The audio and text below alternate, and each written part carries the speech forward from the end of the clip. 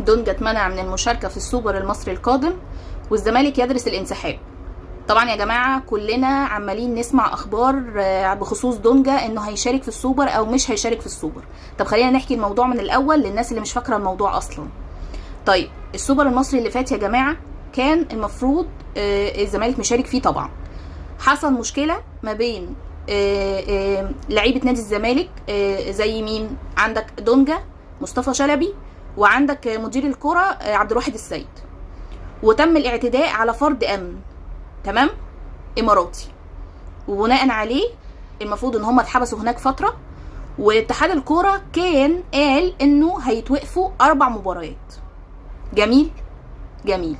طيب ايه اللي حصل؟ المفروض ان نادي الزمالك طلب ان هو يستفسر عن فعلا دونجا موقوف ولا لا، لان ما وصلش اي خطاب رسمي من اتحاد الكرة